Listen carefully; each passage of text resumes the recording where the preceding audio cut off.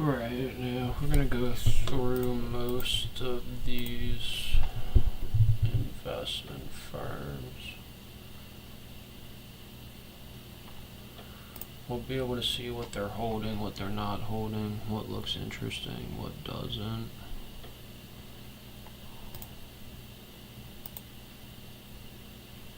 And yeah, we'll be able to see.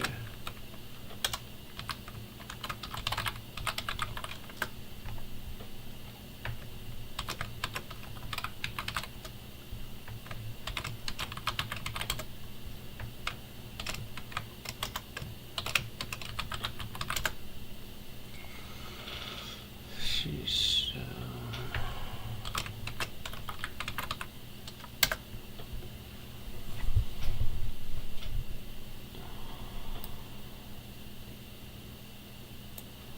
yeah, and we'll be able to see all the different stuff. I'll have to shower later, whatever.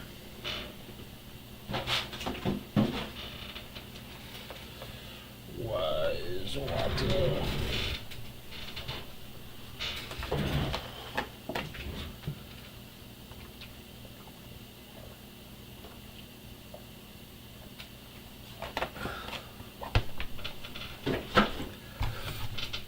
Pretty much, it's A to Z. And more than likely, the biggest funds within the US. So we'll go through some of these. Let's see what stocks and investments they're holding, and which ones make sense. Maybe we should start with Z. Might make it a little better.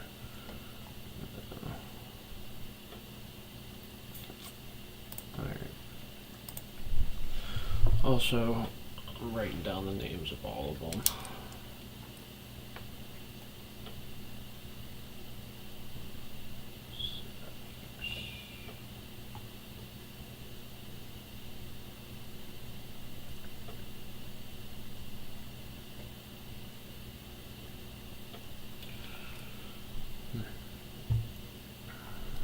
Might end up taking a little bit more time, but I want to see.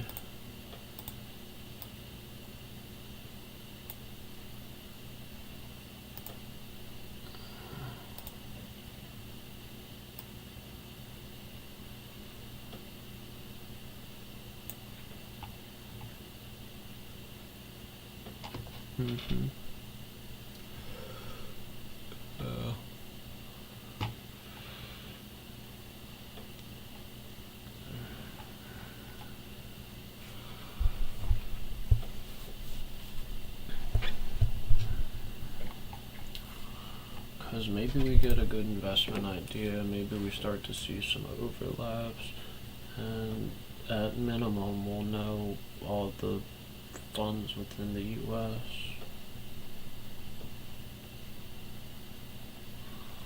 Let me see if they have like Fund 1 investments. Let's see if it goes that.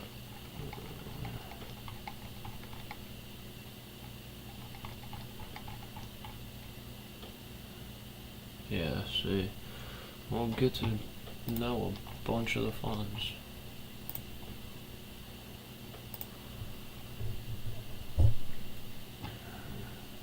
They got notes on companies. They got a note to Shopify, 23 million. I wish this page told you who ran the fund too.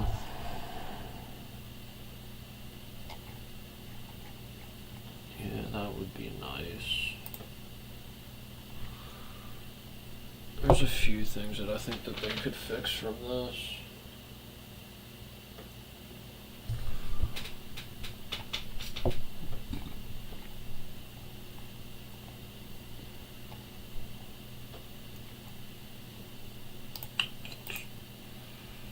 Zega Investments.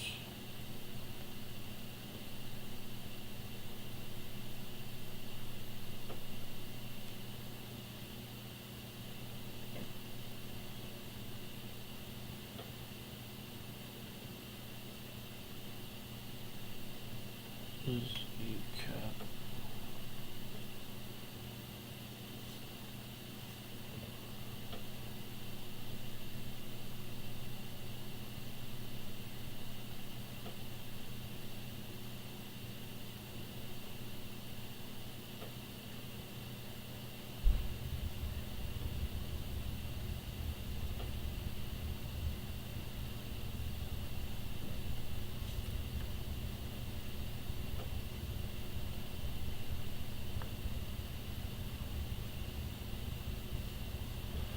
Zevin.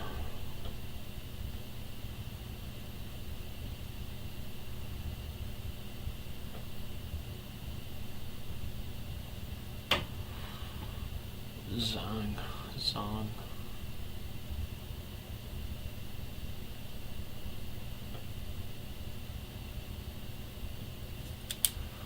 Alright, I'm gonna start clicking into some of these.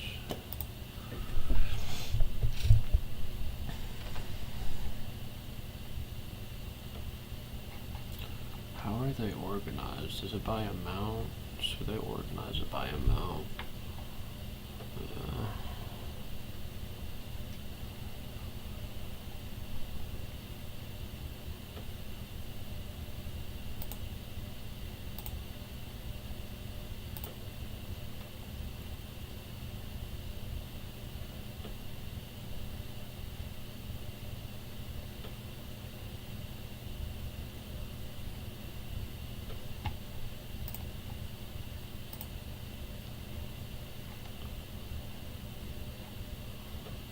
Z.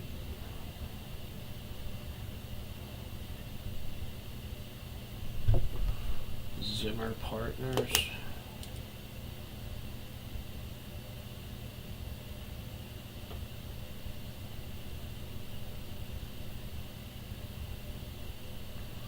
So some of them have the limited partnerships, some of them are LLCs.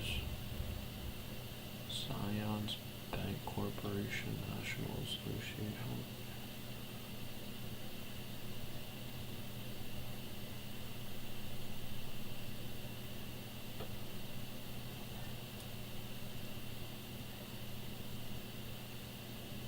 Let's see.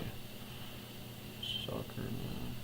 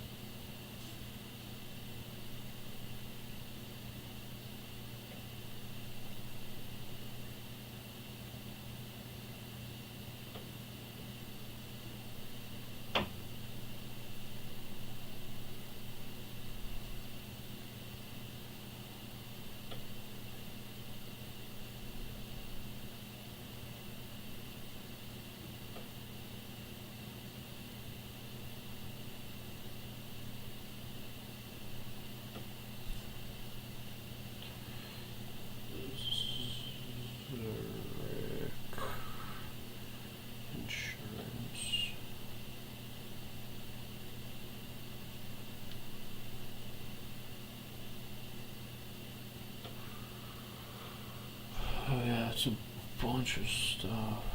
CWEIG.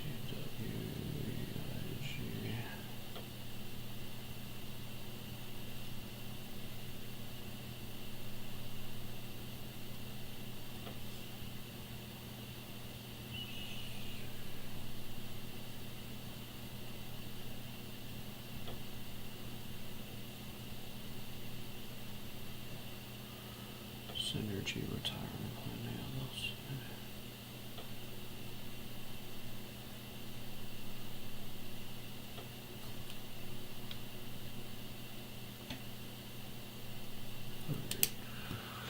Yeah, they're all written down now.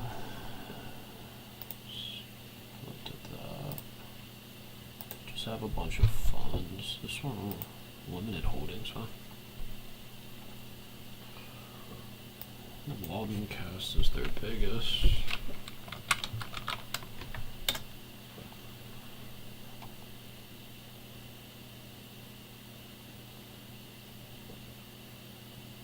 Milk Makeup, what the hell is that?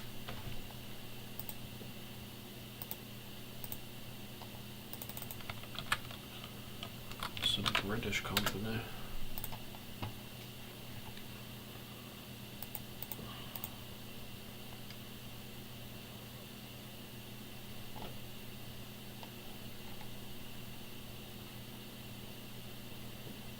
Milk Makeup is crazy.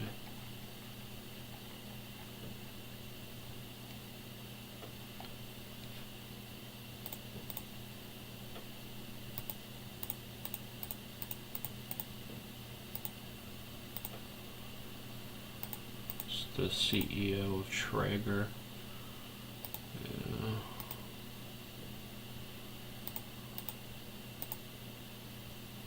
I don't know why Walmart's there.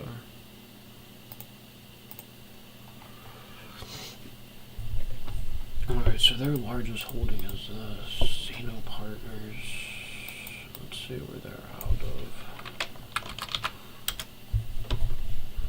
Yeah, they're based in London. So maybe predominantly based in the Americas. So they're in London, but they buy American companies. In Europe. Okay. Maybe this has some from London. They're also selling. That's their biggest holding. That's terrible. Wonder what they bought into it at. They're the largest shareholder.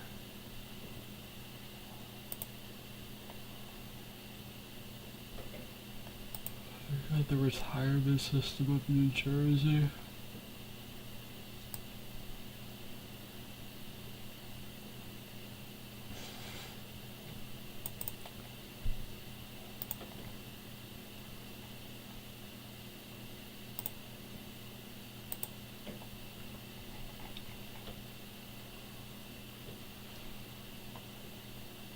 That's crazy.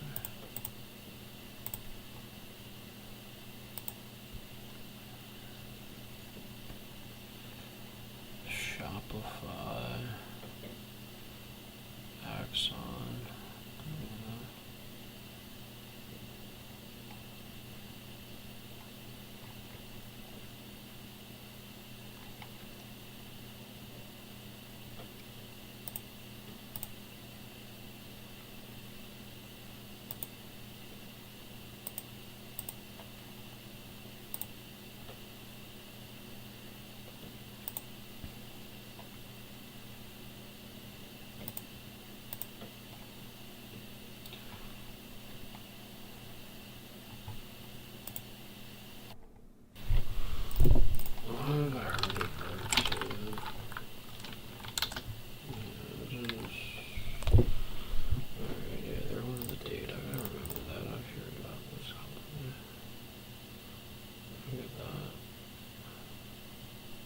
Crazy winner.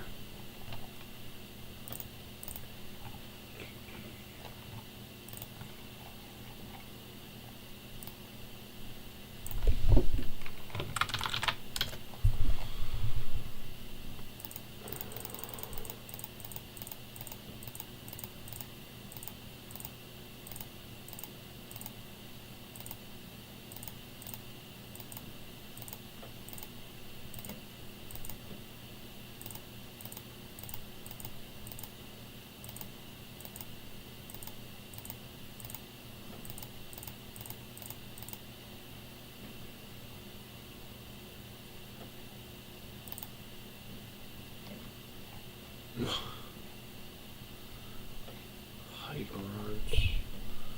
I like to see who makes these people's websites too.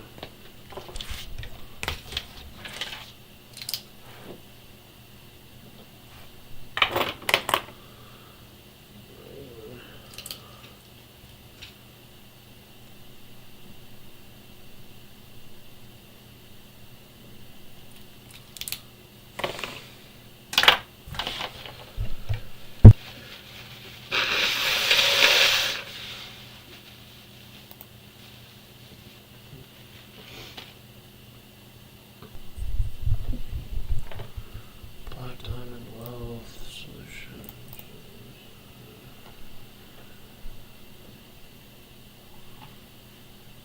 So they pretty much create the login for your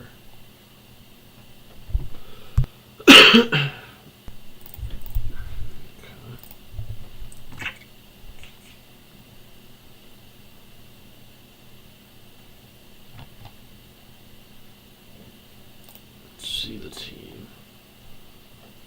We got an investment team, client portfolio. Oh my gosh, they got so many people.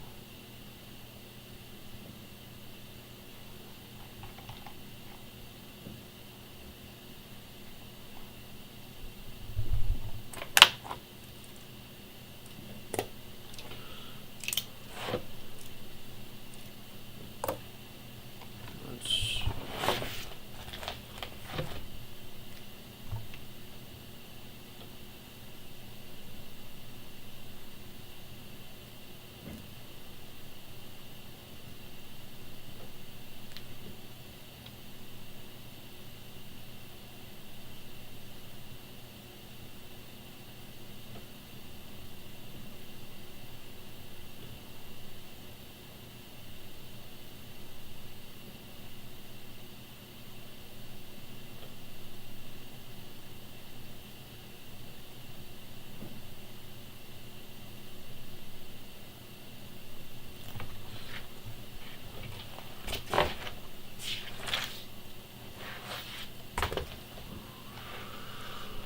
Alright. 7.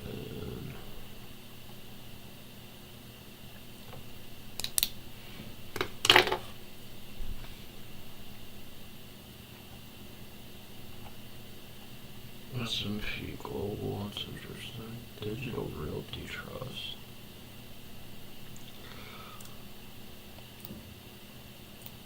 I'm wondering.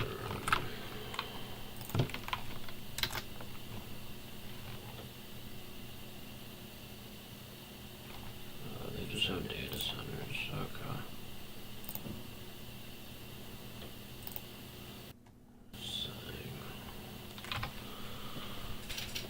Seems Chinese. China.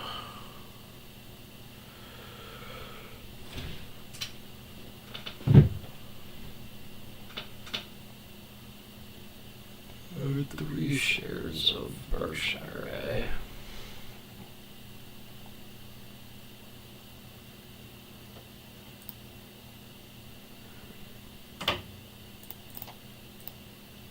Let's see. See if it's China.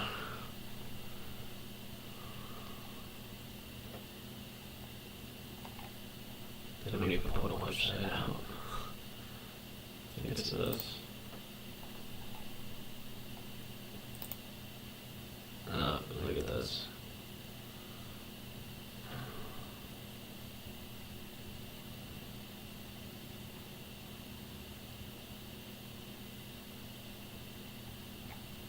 Got the kid working there. It's definitely the kid I'm used to. I think she'll go there.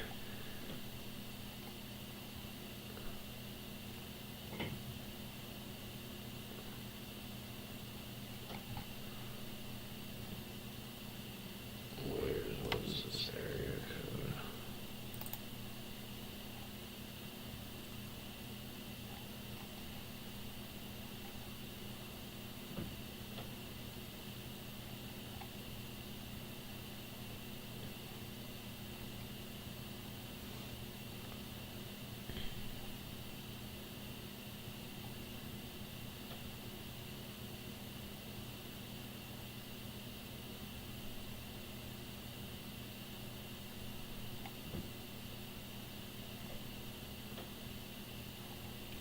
They have so many people too.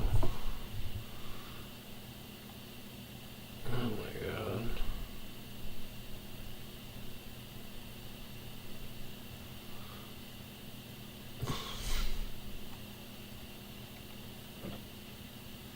What is a financial planning assistant?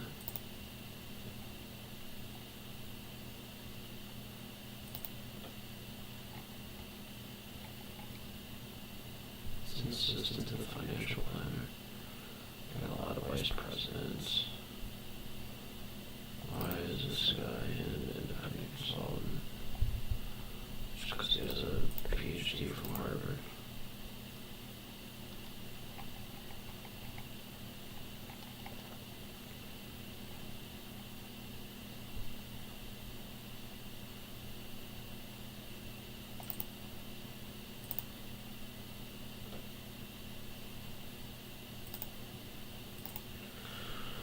Western Michigan.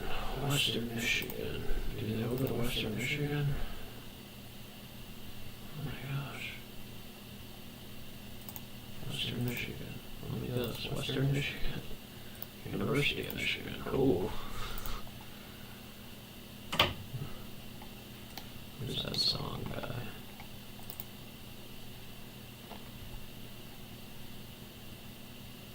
Let's see. It's definitely a kid.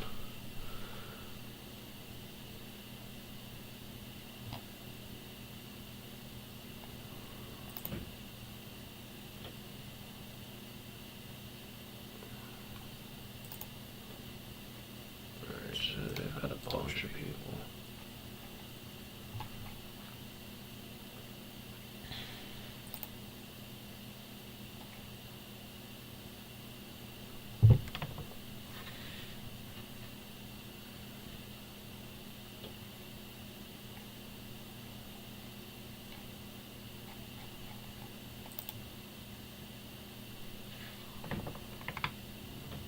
What should we look for in a financial advisor?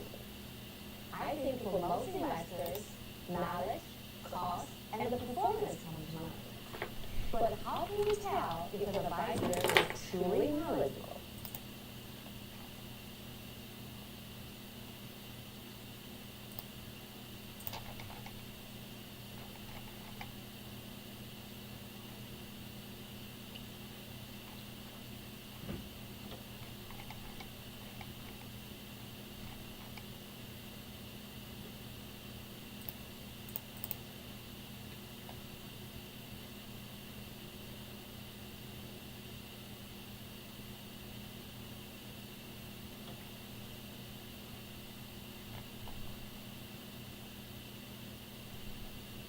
Yeah, I'm trying to see what their fee is.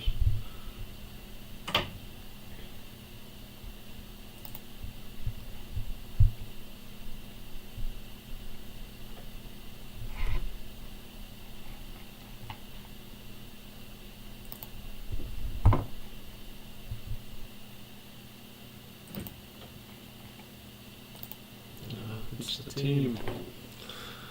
I'm telling you, she is, yeah.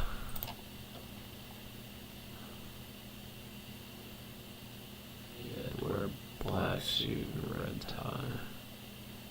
It's kind of wild.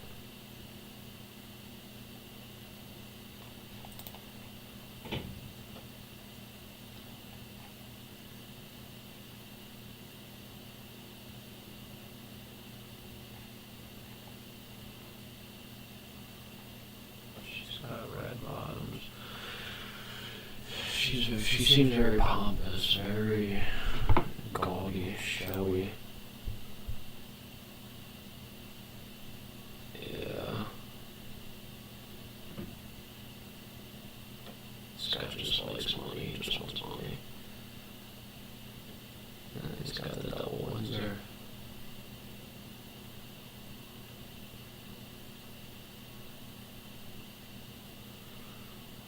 Okay. Yeah, I get it.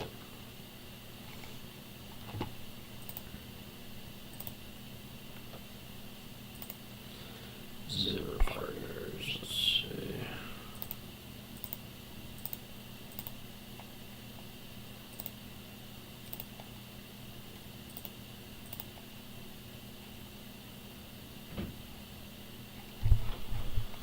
Let's see where they're based out of. I should probably be putting this down too, where all these funds are based out of.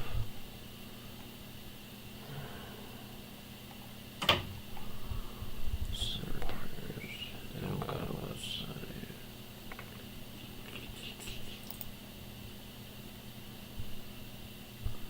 New York.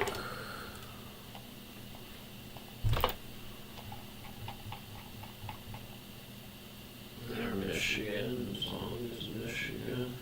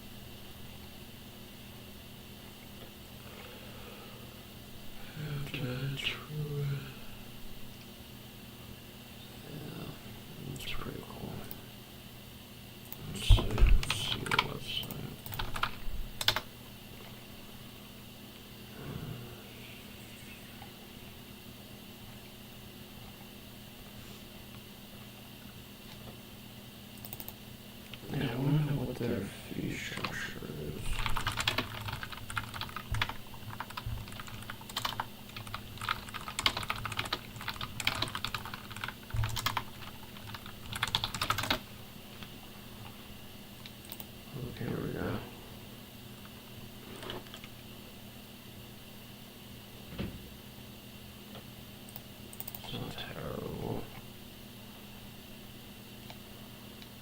It's actually better than usual.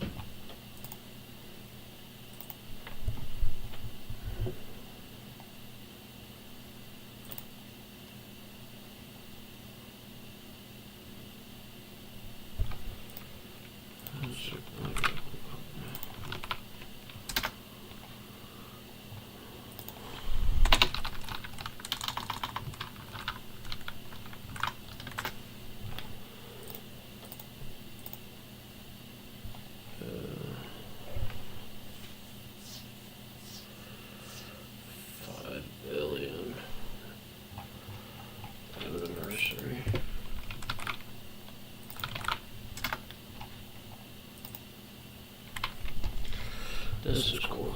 Let's get a ball by Home Depot.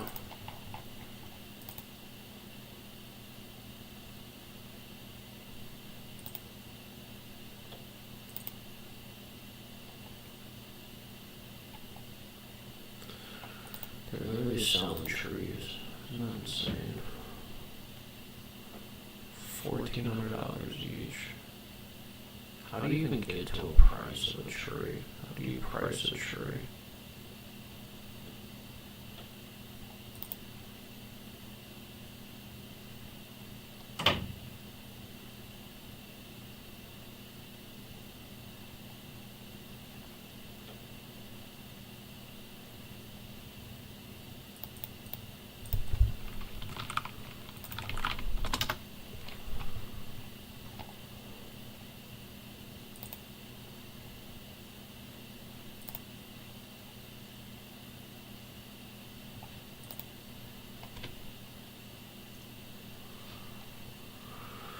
We're about to see what it means.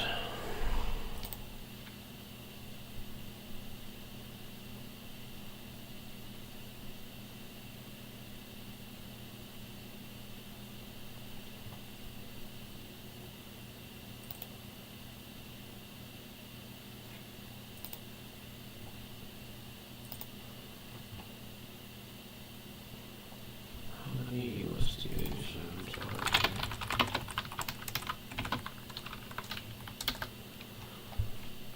There are 13.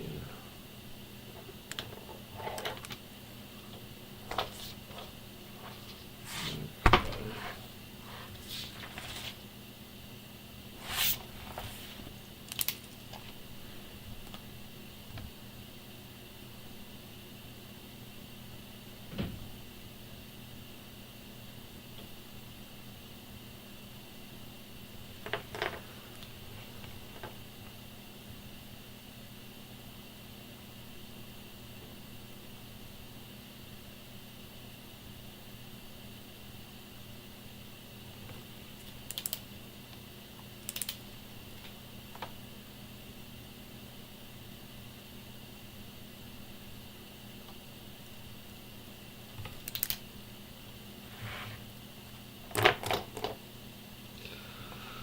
So they're selling trees.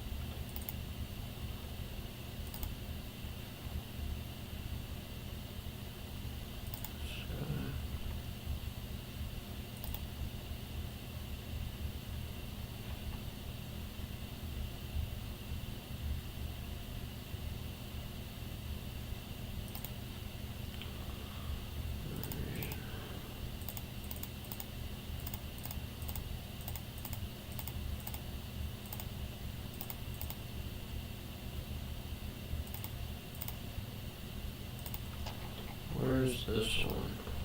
Let's see where this group's at. It's an LLC.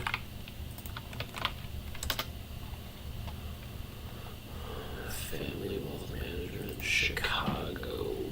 Is that a fish tank? What's it say?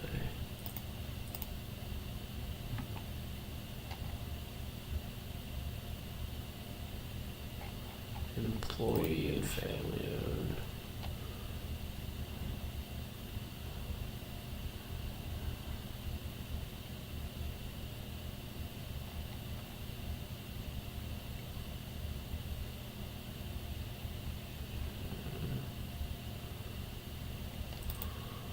What is she?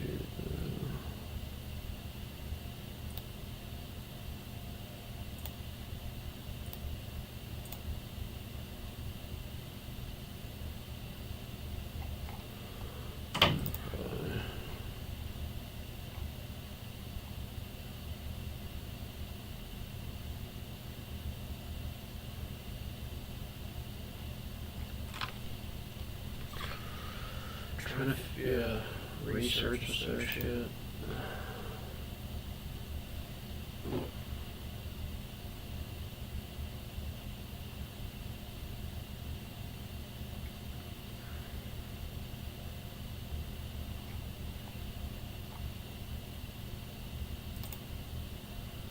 Yeah, I've heard of all of it.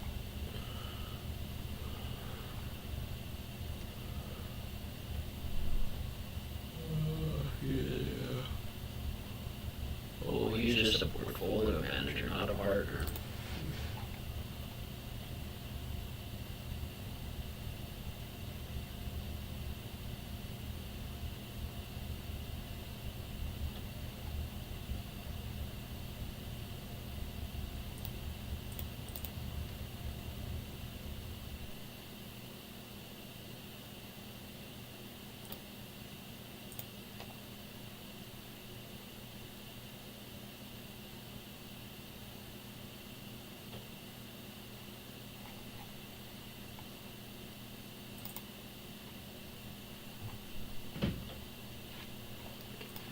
Think yeah. All these people, man.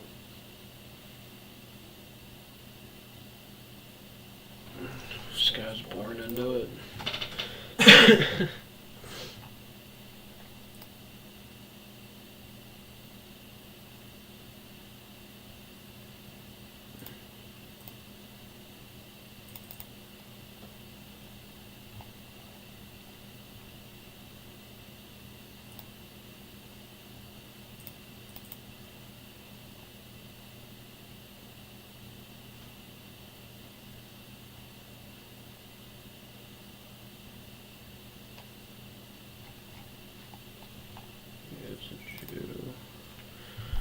They are Jewish.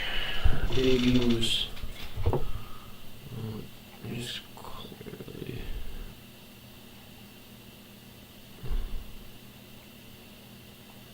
He's a financial planner.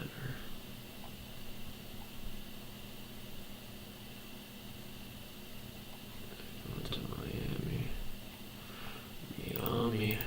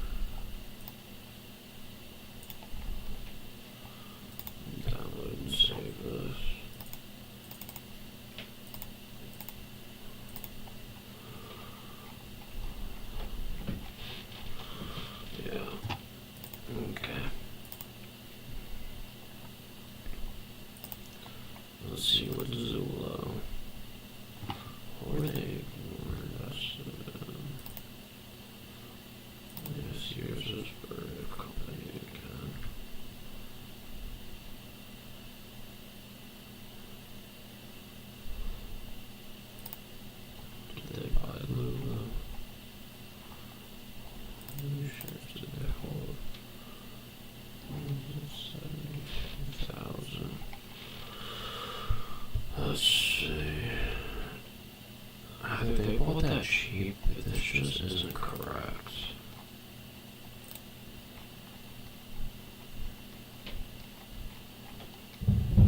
$71,000.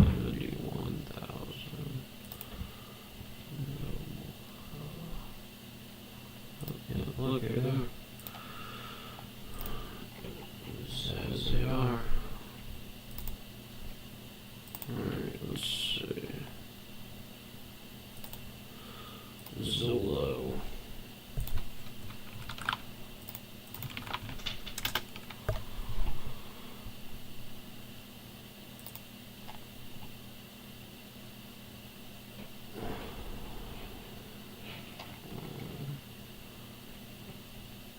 This website's terrible. This looks like Squarespace or something.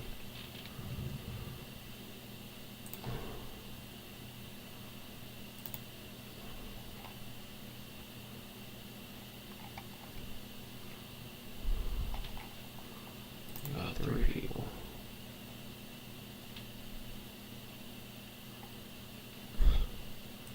$1,000 to $1 million. 110,000.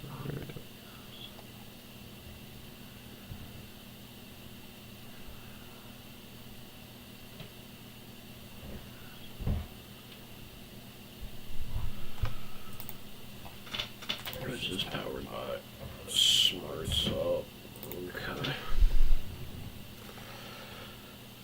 Yeah, I don't know. This one's interesting. I did not like this homepage at all.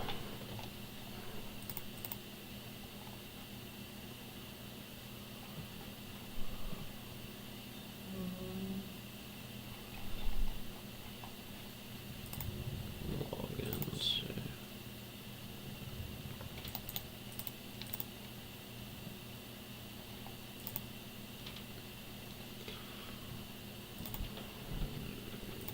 Alright, Zillow, alright.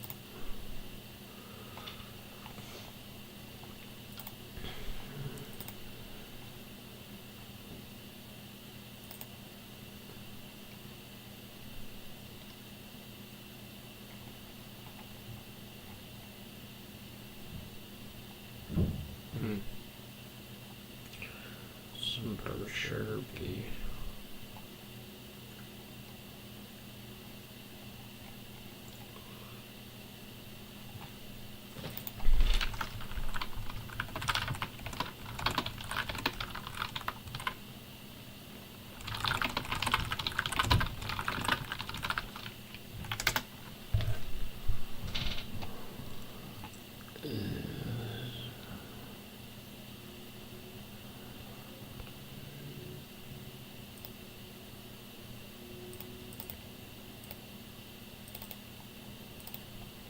Susan Boffin.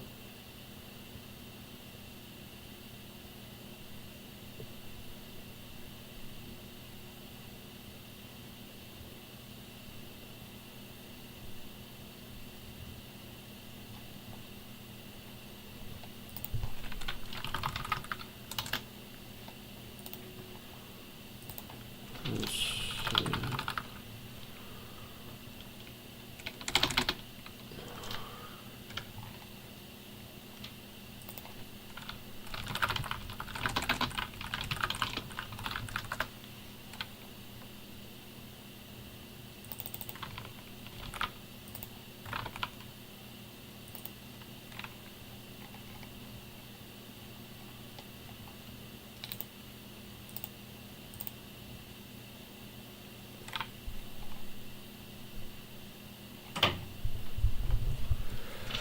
So Buffett holds the most, Fidelity holds the second.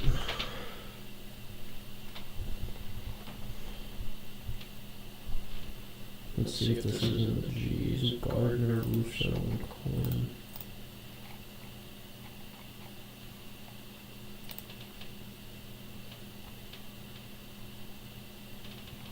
Yeah, look at this. I already able to know all the advisors pretty much.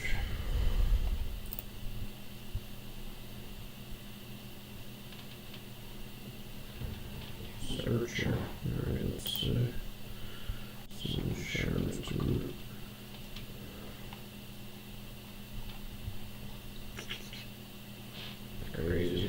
insurance company. Yeah. Uh-oh.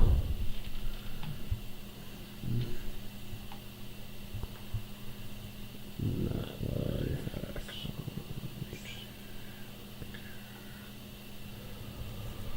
Okay.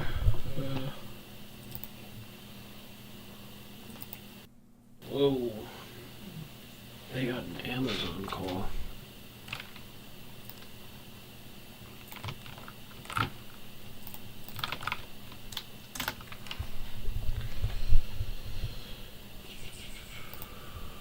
Look at this. Let's see the client portal. Morgan Stanley Matrix. .ms. I'll have to write that down.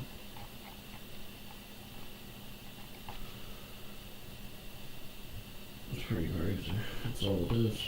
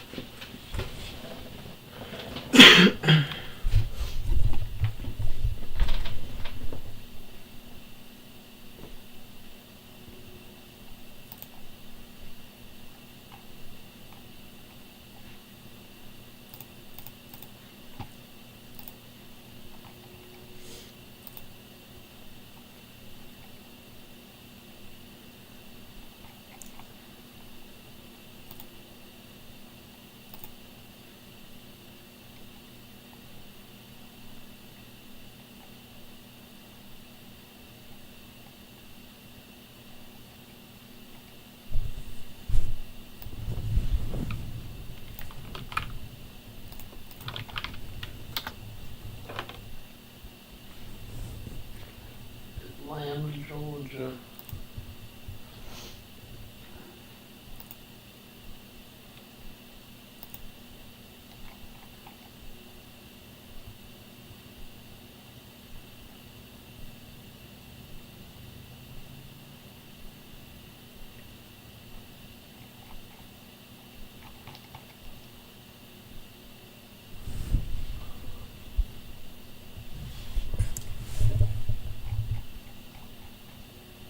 They have an investment team and then a client services team.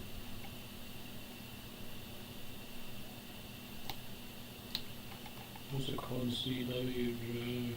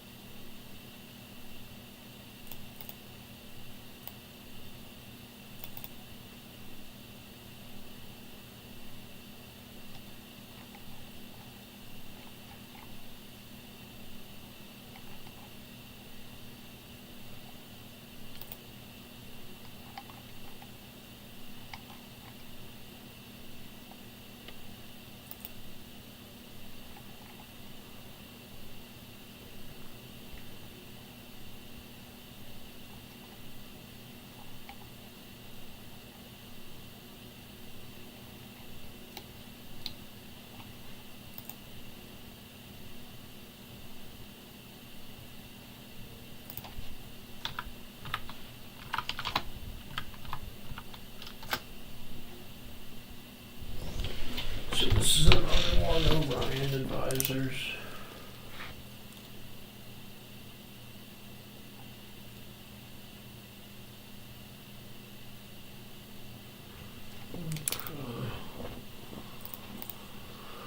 Okay. CWJ. Let's see what they were invested in. Anything? Boston Scientific. It's crazy.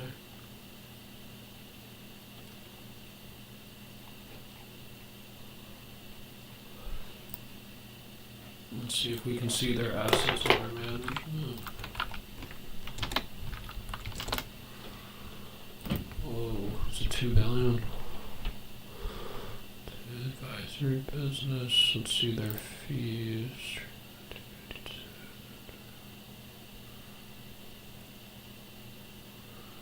$2,624,000,000.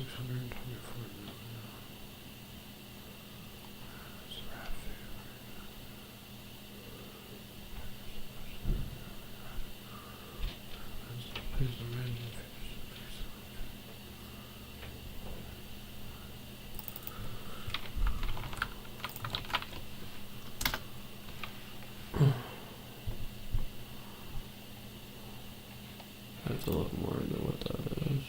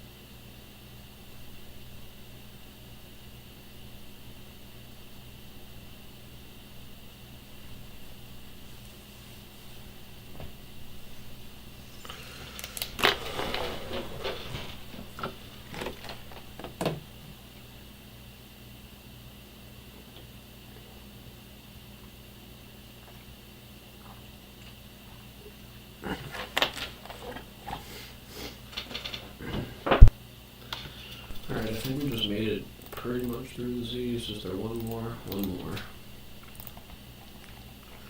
They just own a bunch of Schwab funds.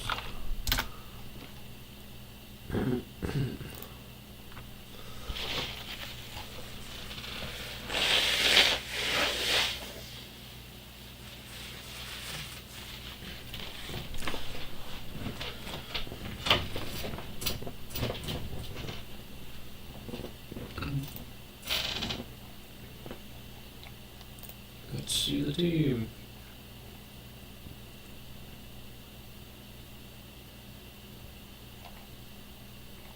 And a bunch of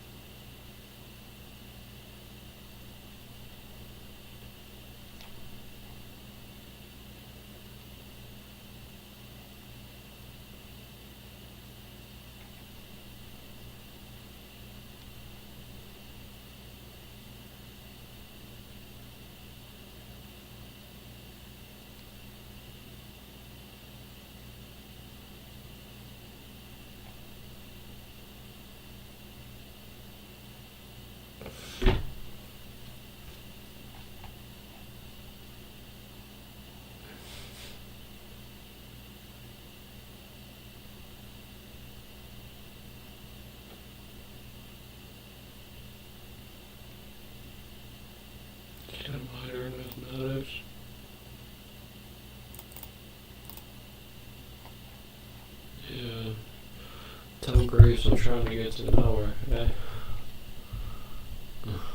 We can put some equations together. Figure out some solutions.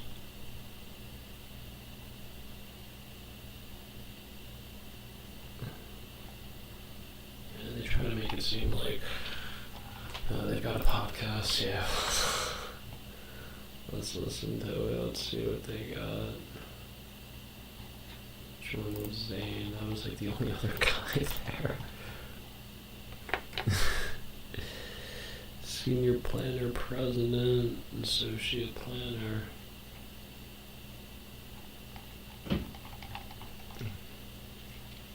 Alright, that's the Z's. Let's see their podcast.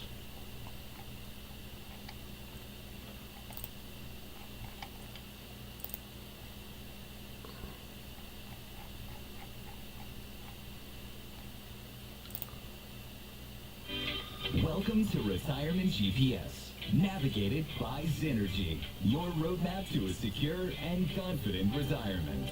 Decisions. Welcome back to another action-packed episode of Retirement GPS Podcast. We're episode 23. I'm your host, Ryan Zaharchik, Certified Financial Planner. And I'm your co-host, Zane Beltek, Associate Planner here at Zenergy. And we're here today to talk to you about qualified charitable distributions. Qualified charitable distributions. No way. Alright, that's the Z's. Let's go to the Y's.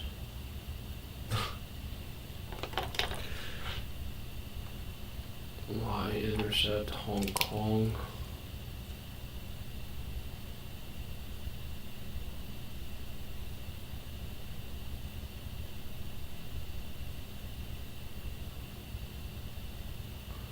Yeah, and I'm gonna leave more space because I want to write down where all these places are located.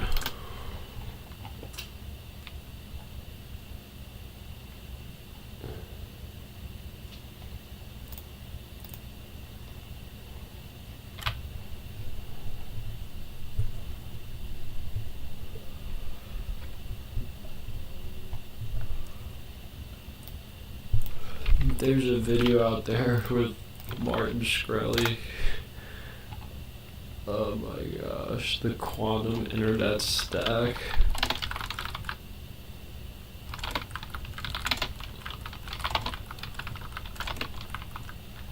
I don't even know if they're gonna...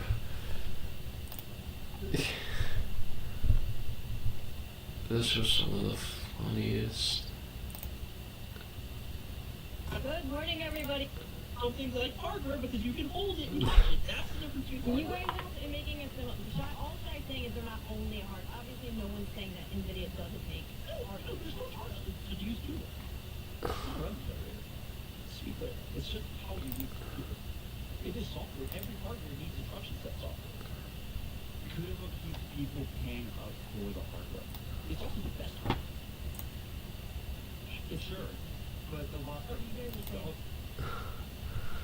There was a part where he said, where Shay goes quantum internet stack.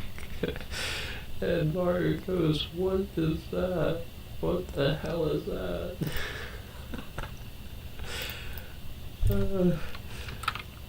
You made that up. Oh jeez, this one's Israel. Yeah.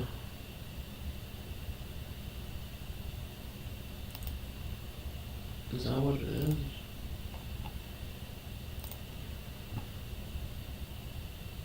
What?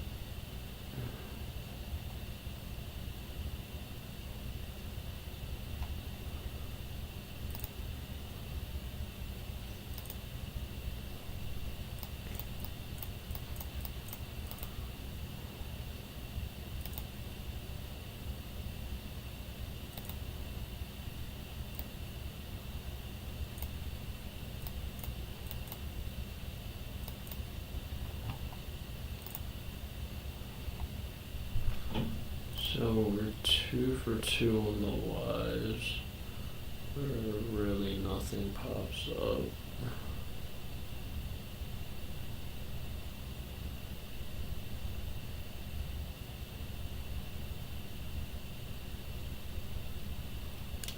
but they've somehow got investments. It doesn't make sense.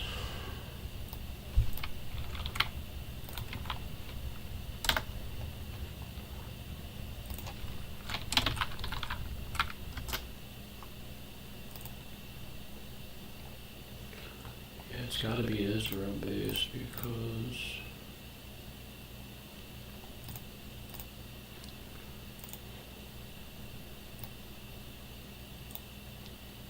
this company just buy Israeli shit, pretty much.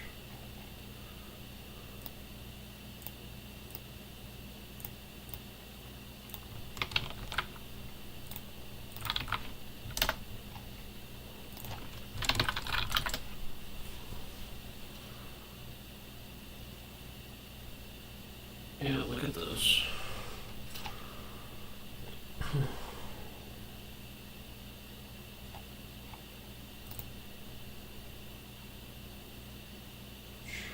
Oh, yeah.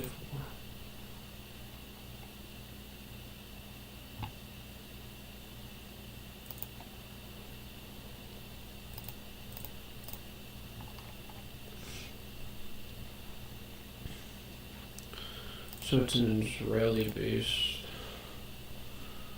We'll put Israel next to it.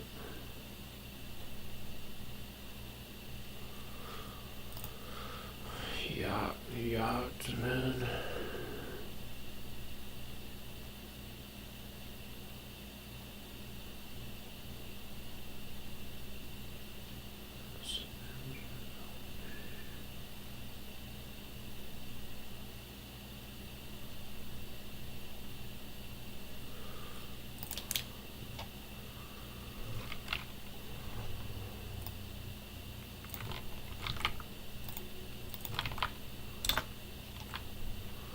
Austin, Texas. Fine. I mean, at least it's somewhere. You frickin'. Yeah.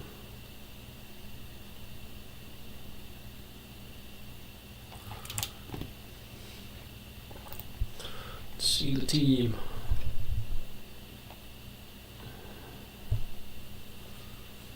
Partner.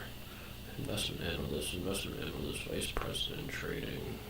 So what do they got? An investment team and then a business team?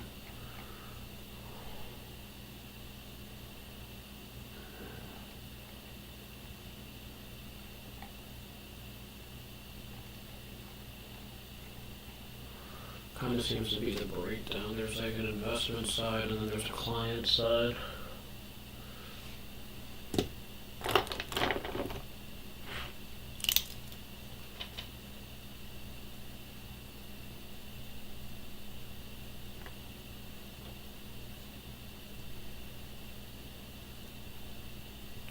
To be the general distribution of all of these, right?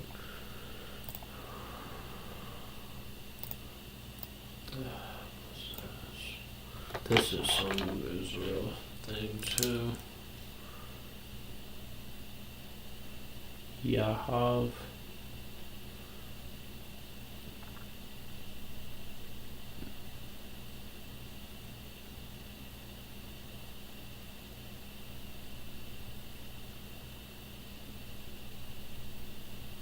Provident Funds Management Co.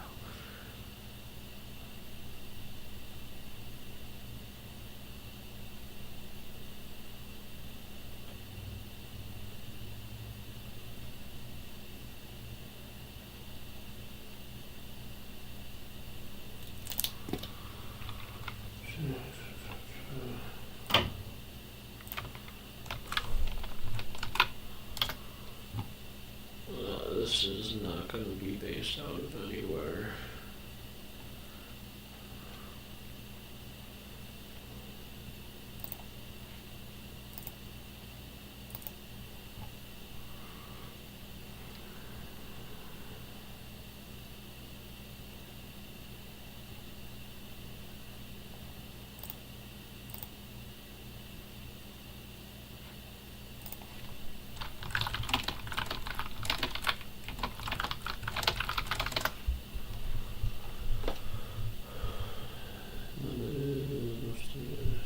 just a limited liability one. They just don't want to put LLC.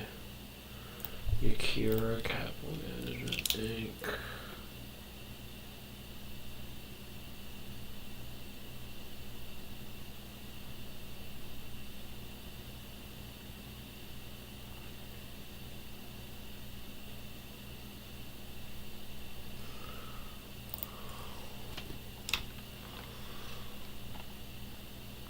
Capital 7 Charts and Aris Water Solutions.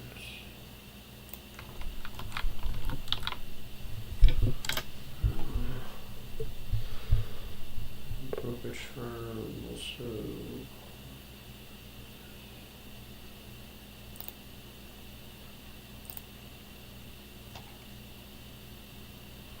Westport, Connecticut.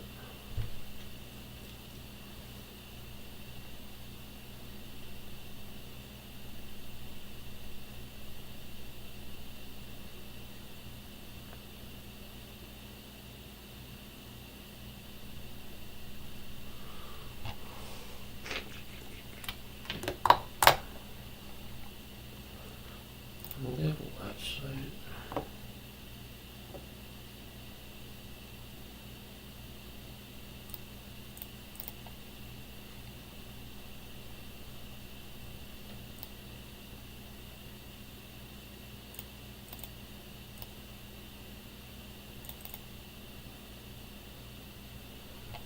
TBNK.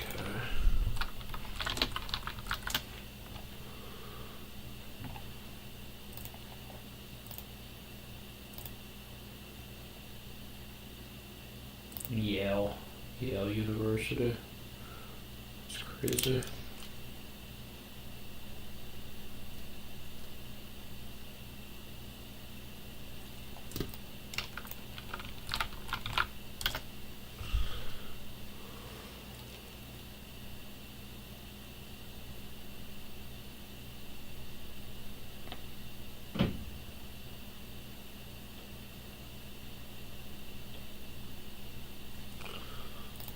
It's absolutely nuts that that's on there. It's also kind of crazy that they're invested in this random therapeutics company. What is DRP Inc? Bombardier.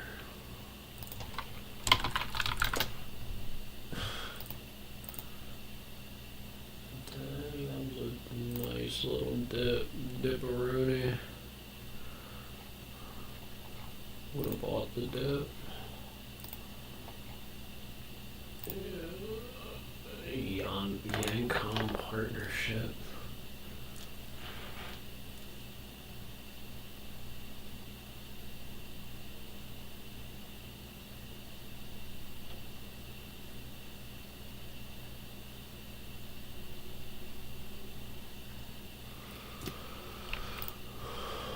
And BRP.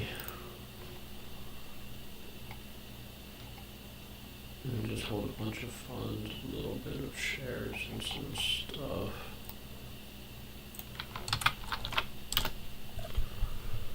And private manages significant assets, increased filings and holdings. And active and increase.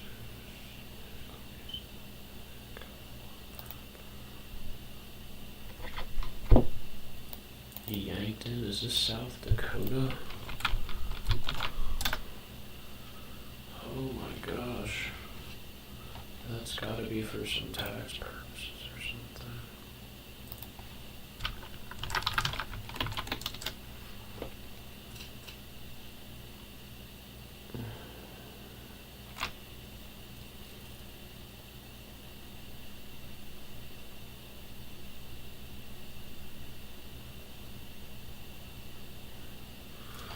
They're in South Dakota. That's absolutely insane. Yarborough Capital LLC.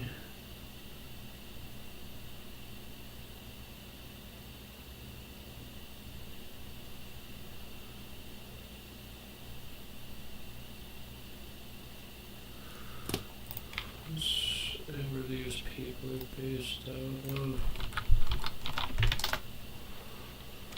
This is single-family office, founder, video game manager, is diversified, public equities, real estate, private funds, equity trade. So it's a single-family office, that's cool. Franklin, Tennessee.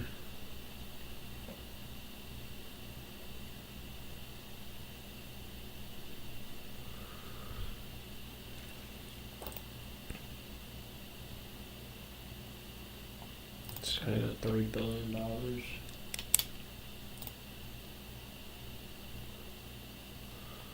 John Yarborough. Now he just sits back and manages his money. Is that really what we're doing here? That's crazy. I'm sold with them. They pretty much recruit college kids to go sell textbooks.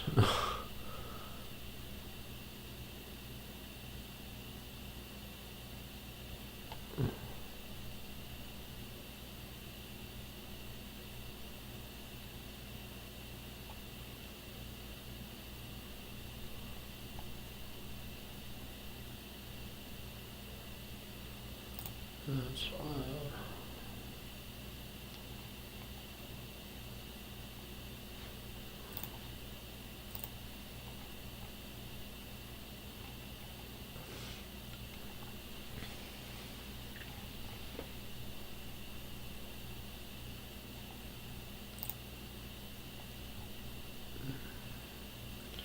Yardley Wealth Management, LLC.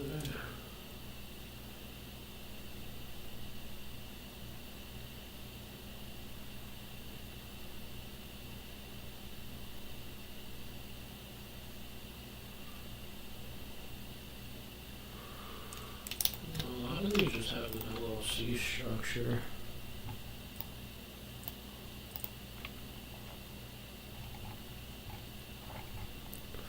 Just buy a bunch of funds. Yardley, Pennsylvania.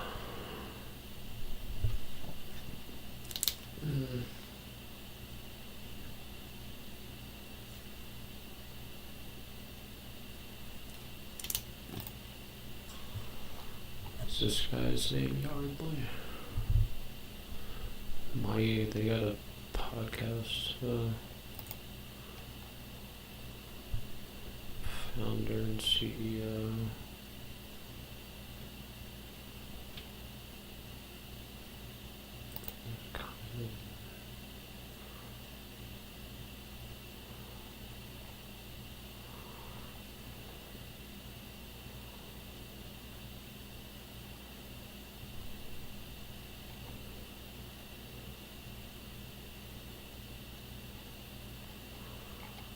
Yeah, I guess it's a thing for these people to feature the dogs. Yeah, it's like...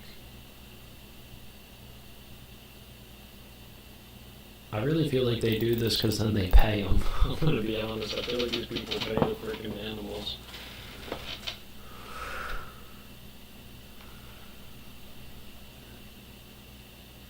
What's that guy's name? Gary? Yeah, so he's got his freaking daughter working there. And another daughter working there. It's crazy. I think that they're going at it. I think that might be his wife. Or is that Karen?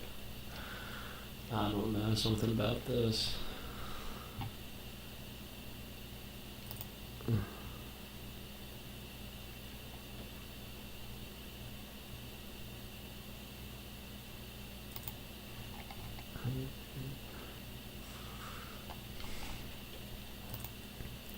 This guy's got books.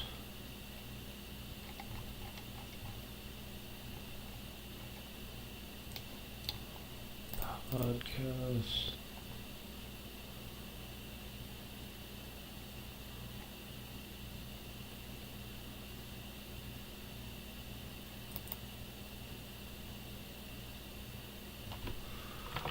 Let's listen to the podcast while we're going through some of these and see what he's about.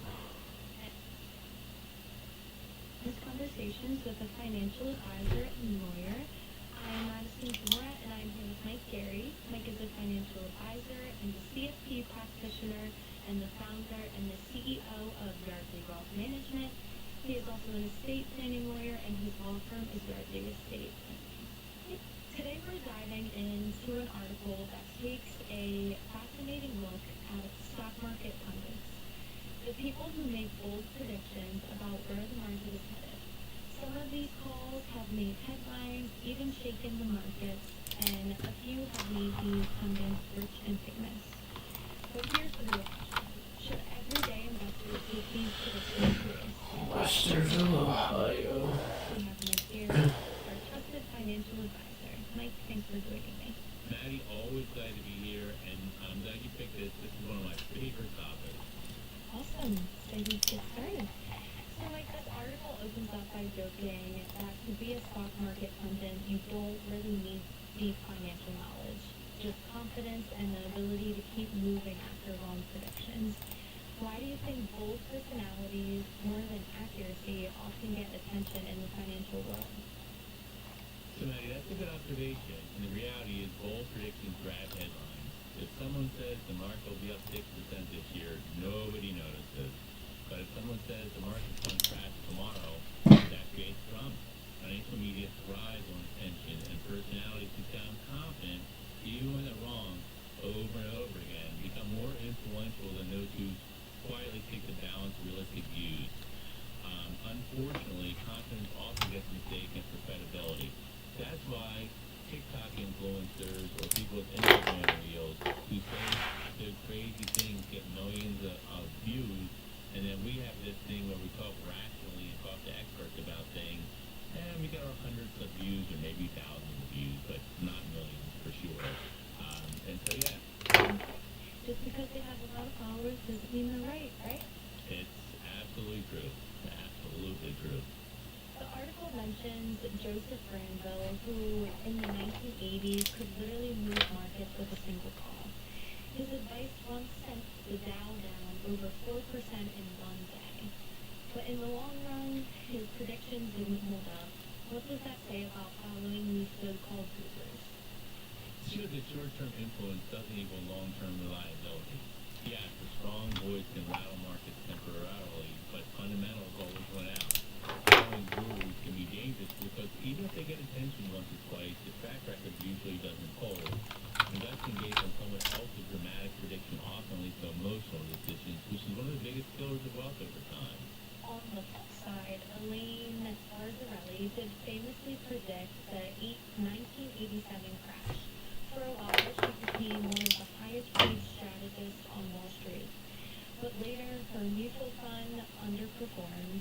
Why do you think it's so hard for someone to repeat a big successful call? So that's the problem. Like, markets are complex and unpredictable. The world is a very, very complicated place, and it keeps spinning. Something's always going on. So even if someone nails one big call, it could be more luck than skill. And once you're known for a huge prediction, people expect you to keep doing it, and that pressure can lead to overconfidence or chasing headlines. Statistically, it's incredibly rare to consistently time the market, and one correct call doesn't mean future calls will be accurate. I wrote a piece maybe 10 or 15 years ago where I went into like what happened after big calls, and like when people made one. This guy wrote a piece 10 to 15 years ago. That they made like more mistakes in later calls, and I don't know if it's from overconfidence or maybe people were paying more attention to the call, but making it, you would think that predicting the market moves even one time would be like seen as a good thing, but I don't think it really worked out too great. So that's my take. The article also talks about Michael Burry, the guy from The Big Short.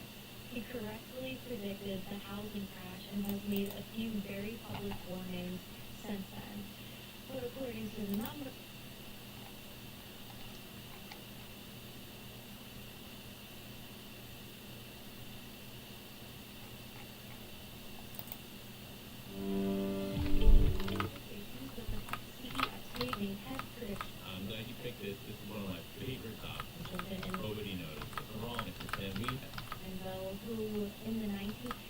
these could literally move markets. It's absolutely true. Absolutely true. The article mentions Joseph Granville, who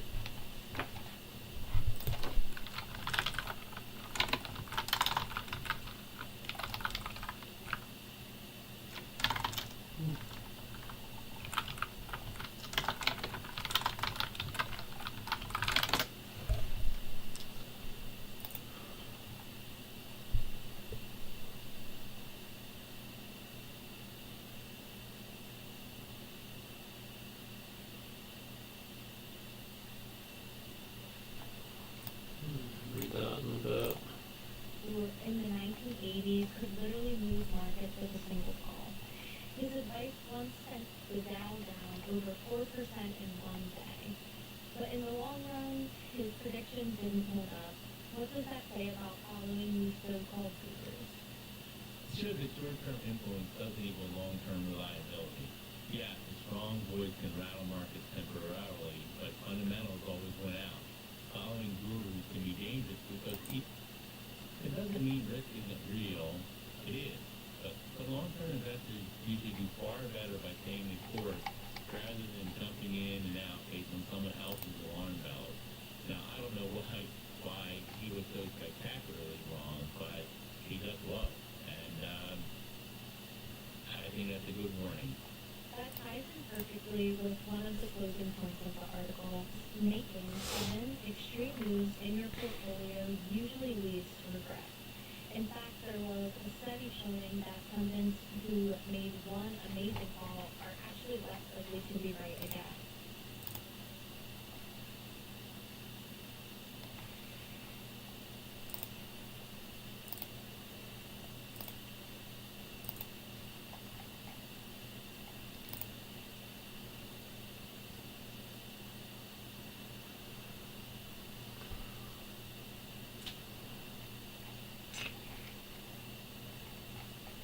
They actually had a good amount.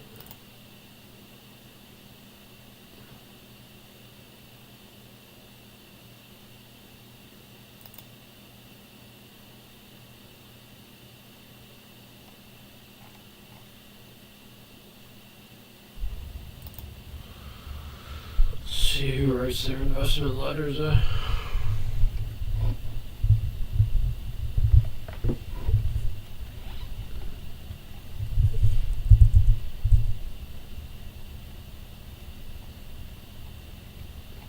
Brian Yachtman, is that why?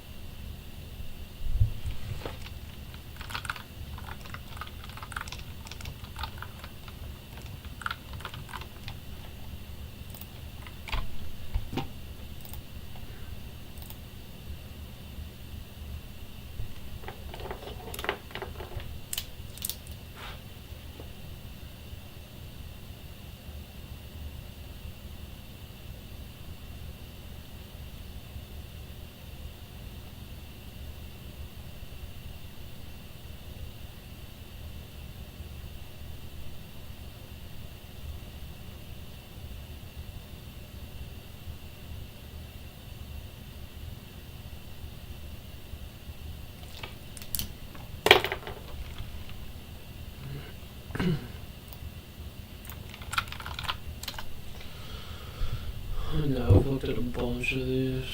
Managing investments. This is some Israeli company. Oh yeah. Log in.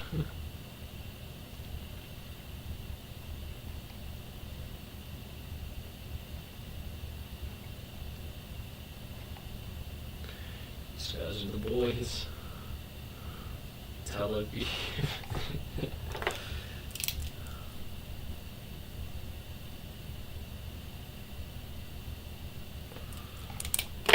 I'm That's crazy.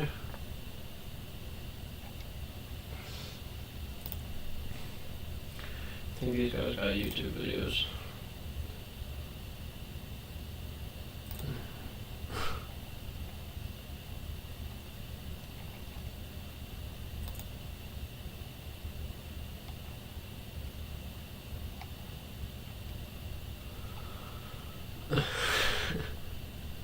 We got a YouTube. They do have YouTube videos. My husband looked back at his It's just crazy.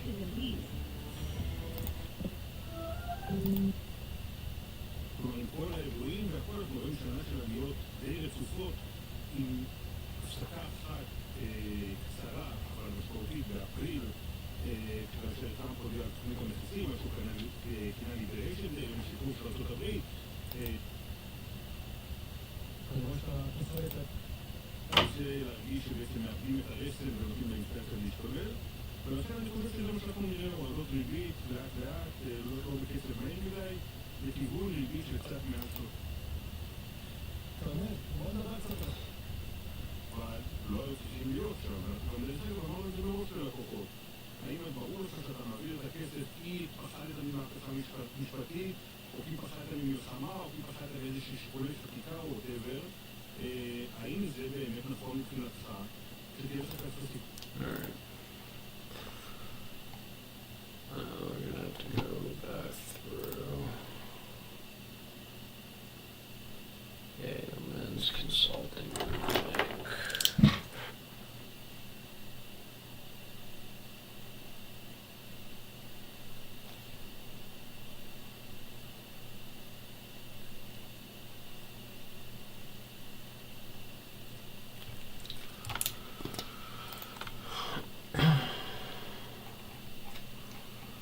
It's a consulting group.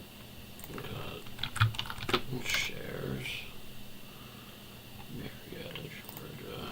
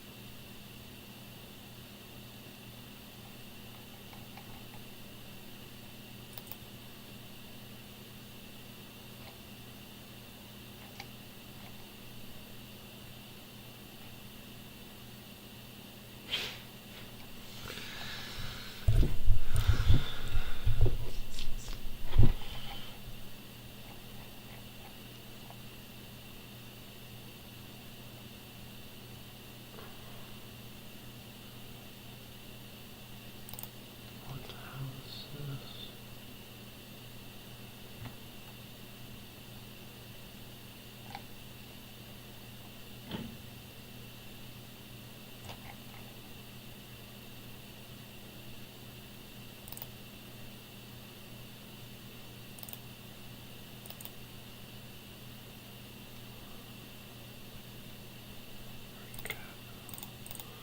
There might be another one. I'll have to look. Alright. YHB. Oh shit. YHB Investment Advisors.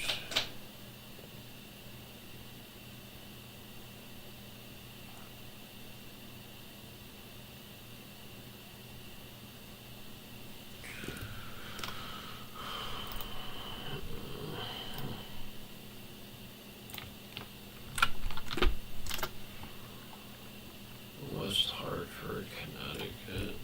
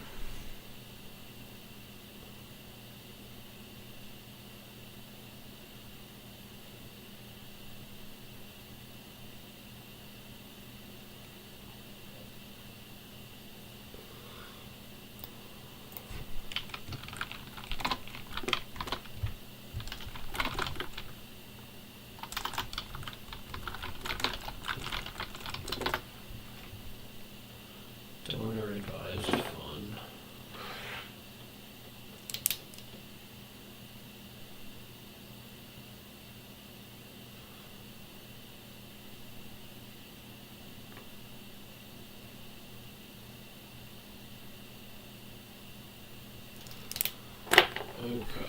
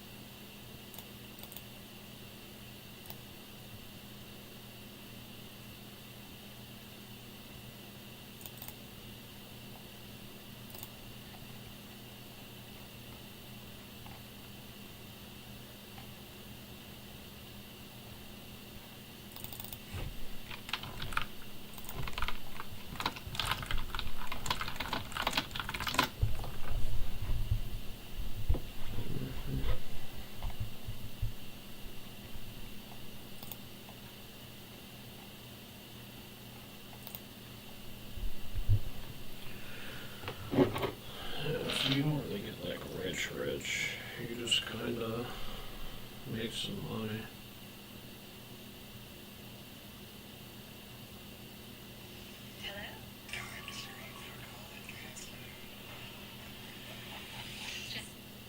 My concern isn't the long run, it's the next 3 to 7 years, or like years, impossible. And yeah, Even get a million for the sun's energy, that would be more than 1,000 times as much energy as can possibly be produced on it. So about half a billion the sun's energy reaches out. So you'd have to go 3 orders of magnitude just to get to it. So we're very, very, very far from even having a billion of the sun's energy harnessed in any way. So a reasonable goal would be try to get to a million. And if you try to get to a million or 1,000, 0.1%, that's such an enormous. Look, there's no short metaphor. Rising capitalism LP. It's like not a big enough metaphor, but gravity well to vision. Yeah, low gravity well, exactly. So if you try to get to a millionth of the sun's energy or 1,000th of the sun's energy, like now these are very, very difficult tasks. energy is the inner loop for everything right now. Yeah, I think that I think the future of currency will essentially just be wattage. Now, I was thinking, is the ability of a person to control energy and compute, or just energy? I mean, the two translate. It's like honest San energy. Francisco, Beijing, Hong Kong. Like basically how much power is being turned into what somehow, Right. Intelligence or massive manipulation. So that's your next big project. Is going to be energy. It's going to be. You're going to go back to solar or You can expand from there and say, okay, what about even getting somewhere on a Kardashev 3 scale, meaning galaxy level? Now we're back to Star Trek. Yeah, expand horizons here. Yes. Well, there isn't even a horizon because you're on a planet. So we talk about So we're seeing galaxy mind. now. Well, That's- this is going to 11.5 million square foot, 3 pentagons right here in this building. Yeah. Do you think there's large scale? Orders of magnitude. Yeah. Walnut So Creek, from a California. challenge standpoint, I guess the civilizational challenge would be how do you climb the orders of magnitude and energy harnessed. But we're going back to why you opt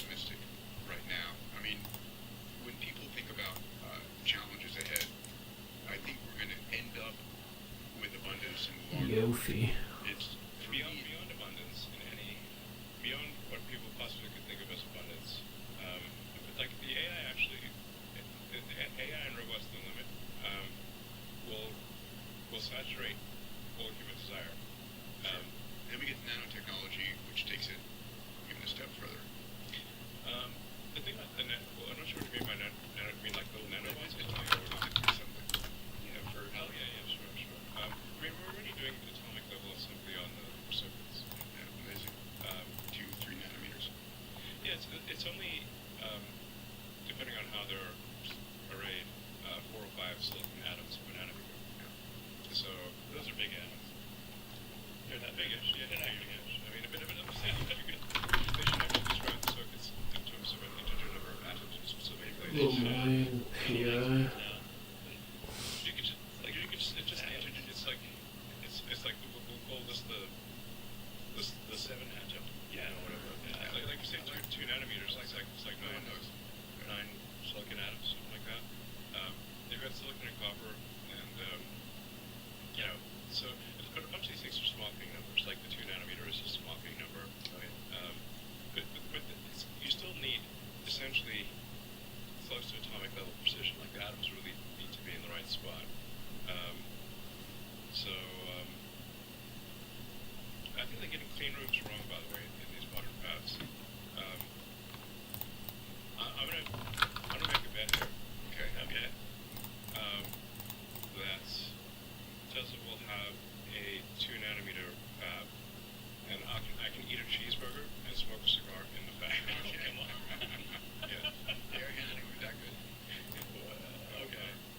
Do you have this sketched out in your mind? Like how are the atoms being placed? They're immune to cheeseburger grease.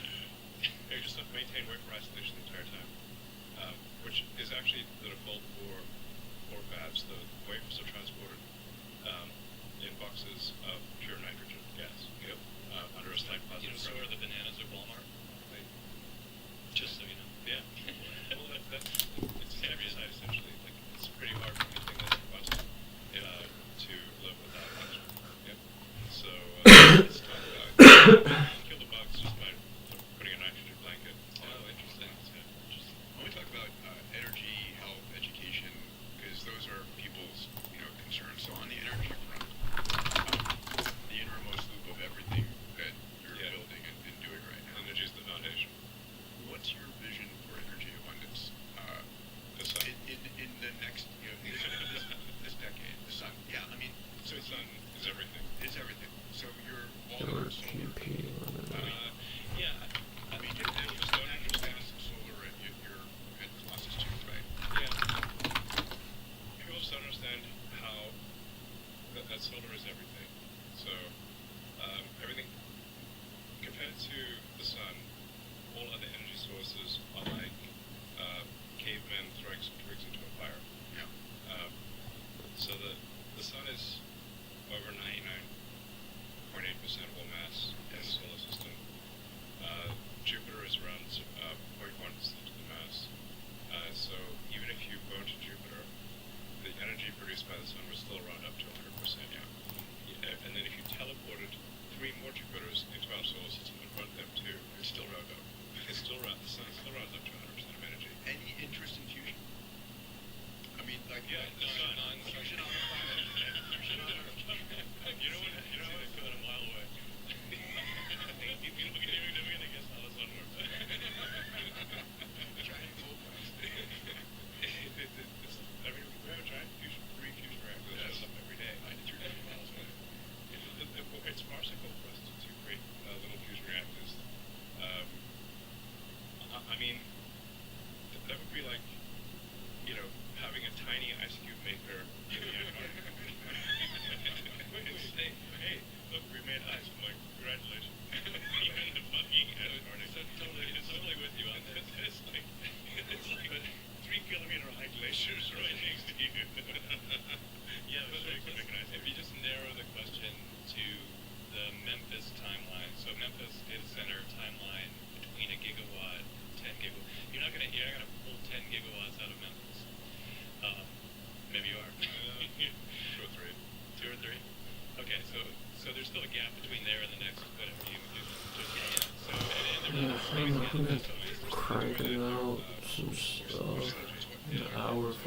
true. 10 gigawatts. You know what's amazing is there's 100 megawatts right outside the door here, and it's massive. It's enormous, and it uses more energy than everything. All these manufacturing lines It's not bad. use less energy than that. I think, but we're talking about York Hill Advisors. the third largest training cluster in the world. Yeah, we're doing coherent training. You're falling behind. Cortex 2 that's being built out. That'll be half a gigawatt and operational middle of next year. Everybody, you may not know this, but I've got an incredible research team. And every week, myself and my research team study the metatrends that are impacting the world. Topics like computation, sensors, networks, AI, robotics, 3D printing, synthetic biology.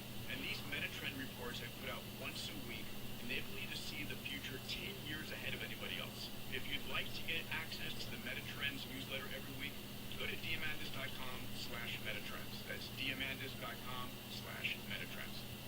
So going back to what Dave is saying, over the next 5 years, what do you see going on energy front? Do you, I mean, 5 years is a long time. I mean, energy. I mean, China's done an incredible job, Yeah. right? I mean, it's running circles around us. China has done an incredible job on solar. Yeah. It's amazing. So I believe China's production capacity is around 1,500 gigawatts per year of solar. You know, they put in 500 terawatts in the last year. Terawatt hours. Yeah. Terawatt hours. It's like 500 terawatt hours to be very specific. Yeah. In the last year, 70% of that was solar, and they're just scaling. Do you imagine that? Solar scales. Do you imagine that the U.S. could make that level of investment and commitment? Because people are worried about their energy bills going up with no data centers in our backyard. How do we provide? I mean, energy is equivalent to cost of living, is equivalent to health, is equivalent to water. The higher energy production of the country, the higher its GDP. Energy is important. So what do we do to scale that way? Do we do solar?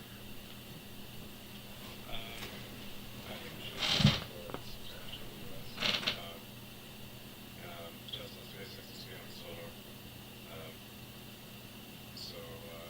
And I encourage us to do so as well. So essentially this stuff, publicly, and we see a path to 100 gigawatts a year of space solar through AI.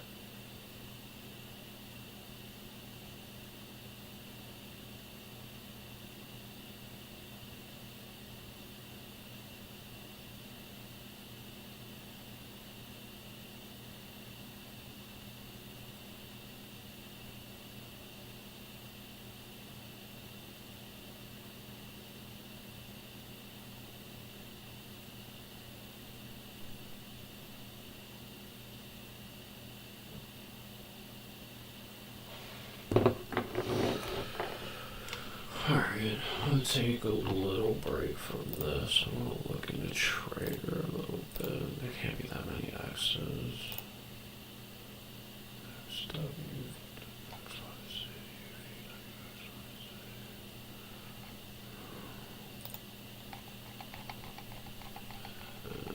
each one get to the H's, look at that.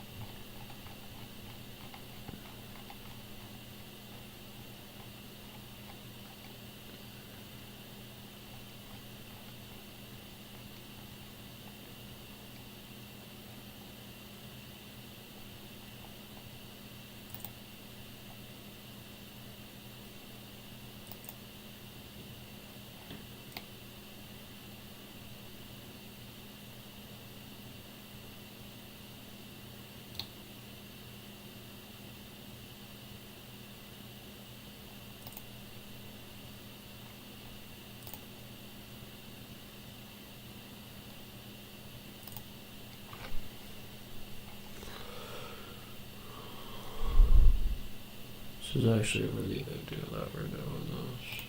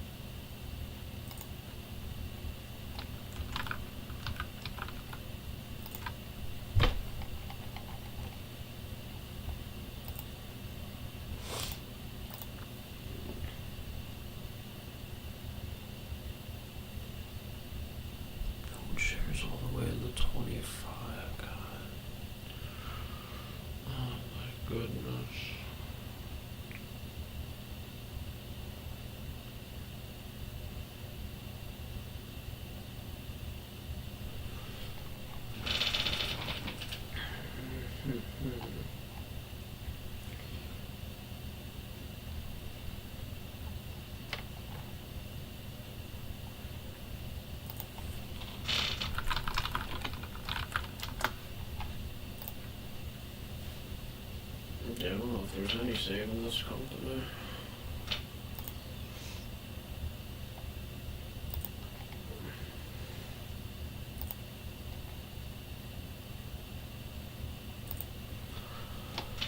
Let's see how much debt they have and all that.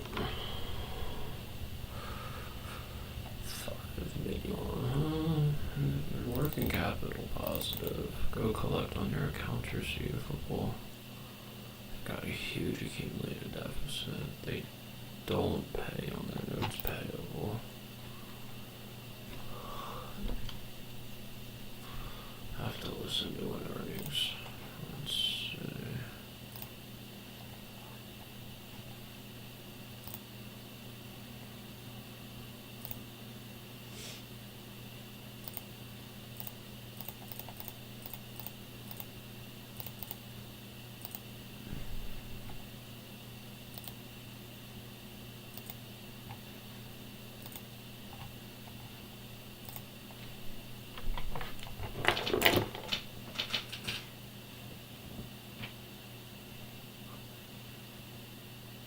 GC and kind of redirect your Carry.com traffic to retail partners' website. Is that certain types of retailers or just any clarity there would be helpful?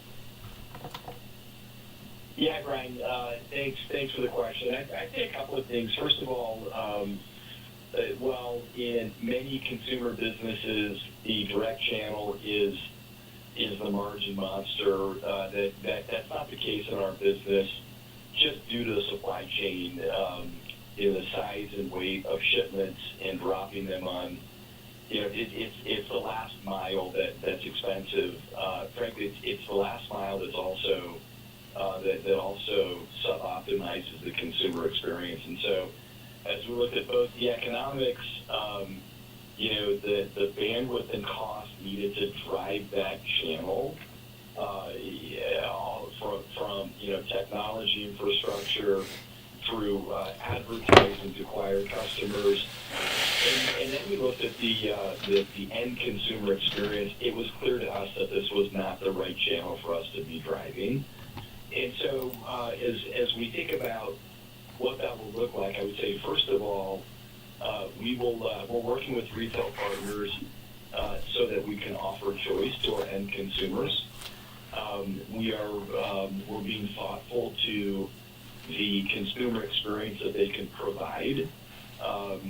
First of all, ensuring that we can connect into inventory levels, send a transaction to a retailer that they can quickly service and that they can service in a high quality way. We'll look at capabilities like assembly and delivery, which is clearly a better experience than the last mile outsourced truck or van sort of dropping off a grill box in someone's back porch. We think we can partner with retailers that improve this experience. And so we're in the process of defining exactly who that will be. And we've got technology selected, and we're confident that this will be an opportunity to continue to drive revenues, but at higher margins, at better experience for the consumer. We're certainly going to be attentive to ensuring that we drive as much of that revenue there as we can. We want to make sure that there's minimal breakage in the process, but long term, we really believe in this approach. Great, that's helpful. And then just on, your retail partners' attitudes towards inventories in the current market. We've heard from other players, obviously smaller price points, that several large retailers kind of are being tight on inventory, shifting their business from direct import to domestic fulfillment. I'm just curious, what are you guys seeing? Obviously, kind of given a much higher price point. Well, I would say there have been some meaningful shifts over the last couple of quarters. As the tariff landscape shifted, it didn't make sense for a period of time for retailers to direct import the inventory, largely because the tariff exposure was so much higher on the wholesale cost than on cost of goods, and so a lot of our partners did shift towards a domestic fulfillment model. Fortunately, we've worked very closely with them to implement a first sale process, which is an efficient way to direct import without driving higher aggregate tariff costs. And so that's actually one of the things that drove some of the shift into the third quarter. We were fulfilling domestically. Some of the revenue shift, I should clarify. We were filling domestically, but we've shifted the largest retail partners back to direct import. In terms of their behavior or their point of view around inventory in general, we're not really seeing that change. We're not seeing any change to the allocation of space at retail to the assortments, and we're not seeing a different strategy with regards to inventory than we were seeing pre-tariffs. Great, and then finally, I'm just curious, it seems like that sub $1,000 price point grill continues to outperform despite 3 years running now. I'm just curious your thoughts on how that maybe changes or affects your overall pricing strategy. I know you have a premium brand status, but does that change, how you think about things? You launched a relatively upmarket grill earlier this year. Just curious your thoughts there. So, we talk a lot about pricing strategy vis-a-vis our brand position, and we continue to believe that Traeger is well positioned in terms of the product experience, the brand, the perception of the brand to be an accessible premium brand. And we believe that will continue, and it'll continue in part by how we position it, but also in part by how we think about our product roadmap strategically. What we learned as in our consumer research and in our pricing studies is that the lower price points, getting to a sharper opening price point, expanded the addressable audience for Traeger. I think it does a couple of things. Number one, it inspires a consumer who is spending closer to the average of a grill in the U.S., which is it's around $325 at retail.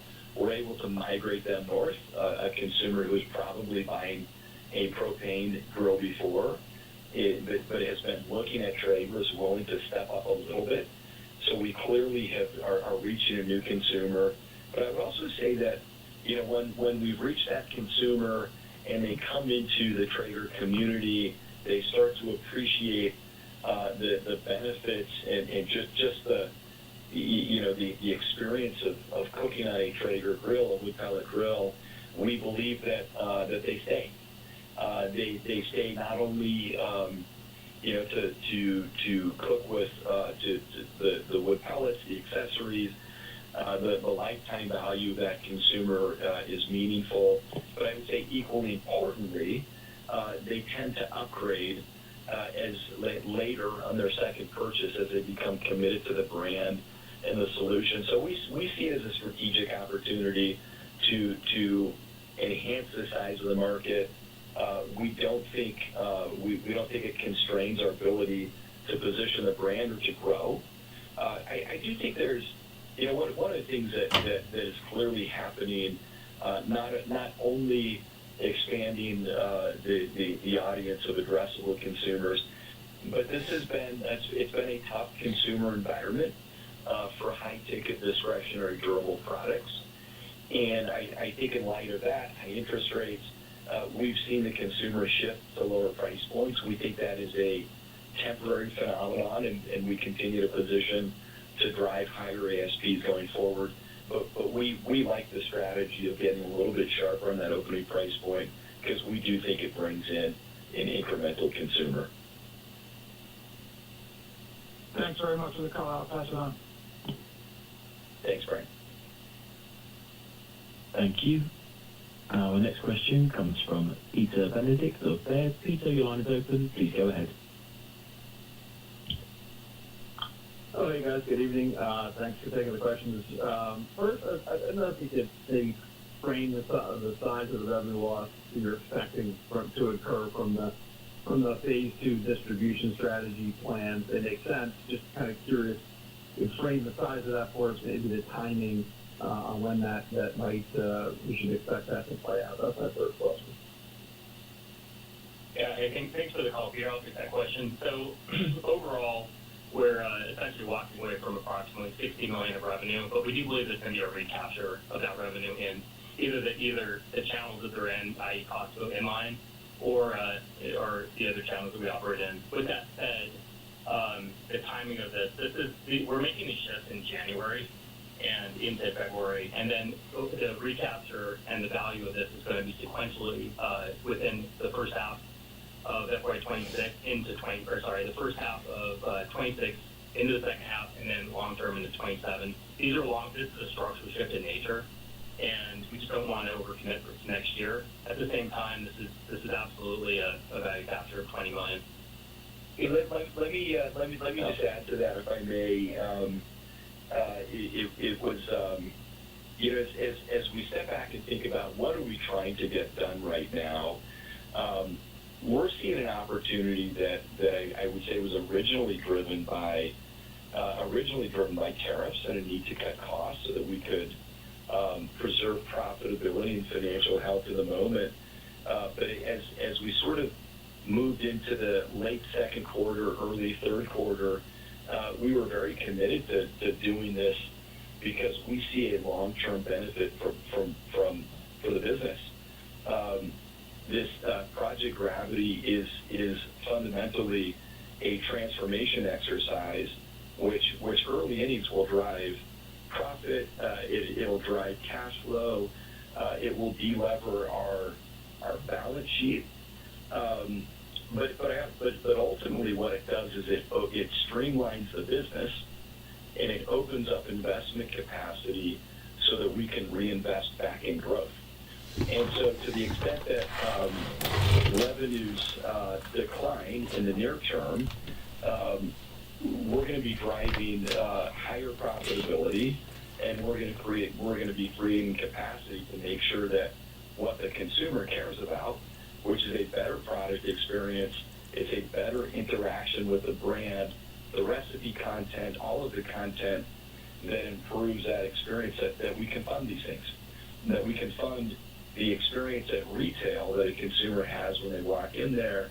It's been an interesting, maybe challenging is a better word. It's been a challenging few years coming out of the pandemic. And as we've gone through these budget cycles and feel like we don't have the investment capacity to adequately fund what we believe is really important to consumer, we really saw this as an opportunity to shift, to completely reshape the P&L, and to shift how we go after, to shift structurally so that we can really do the right thing for the brand long term. So we're actually really excited about the process that we're going through. There will be some decline in revenue, as both Joey and I have said, but it will be really an enabler to medium to longer term growth. Got it. No, that's helpful perspective. My second question is around, maybe give it a sense of the margin profile of going to the distributed model in Europe, and how that compares maybe to what you do at Volume 1. So you're just kind of curious what the margins like on the distributor side of things. Yeah, so margins, when you shift to distributor model, there's obviously an impact to margin overall, and the third party we're going to work with has to drive a profit or deliver a profit as well. At the same time, if you look below margin, the cost structure that we're taking out of the business is going to make up for more than the margin loss. And so it's back to what Jeremy said, in being smaller but more profitable. This is a perfect example. And then we believe we can serve the consumer in Europe in the same way that we were serving them in a direct model, but just in a much more profitable way. Got it. Makes sense. Last one is just, can you maybe expand on the elasticity response? You've seen obviously price up, you saw units come down. Certainly that was expected. I'm curious how that maybe informs your promotional plan for the fourth quarter and into next spring. Just kind of an open-ended question there. Thanks. Yeah, it's a prudent question. So as far as elasticity and pricing, we took pricing in the low double digits. Generally speaking, we're very happy with the way sell-through's tracking. There is a divergence of above 1,000, below 1,000 in terms of performance. Speaking about promo overall, though, the consumer reacts to promo, and it's something that we use to think about our inventory management, profitability, in your quarter management. And so we're continuing to be committed to promo. Keep in mind as well, promo is funded. We split promo costs with our channel partners. So it's a good way to get grills into the hands of consumers. And we're committed to continue promo long term. Thanks. All right, good luck. Thanks, guys. Thanks, Steve. Thank you. As another reminder, if you'd like to ask a question on today's call, please press star followed by 1 on your telephone keypads. Our next question comes from Joe Feldman of Telsey Advisory Group. Joe, your line is open. Please go ahead. Great, thank you. Hi, guys. Wanted to clarify something. You mentioned this grill pacing shift that helped the third quarter, but maybe shifts out of the fourth. Can you explain that a little more? Like, was that the end market trying to get ahead of tariffs, and purchasing more goods early, or what drove the shift, basically? Yeah, so very, very simply put, we had around $8 million pace from Q4 into Q3, and it's just generally a organic pacing shift. There was a revenue or grills that were going to ship at the end of Q3, in the beginning of Q4, and it shipped in Q3. There's not a lot more to it than that. At the same time, we have adjusted Q4, and we are reiterating guidance.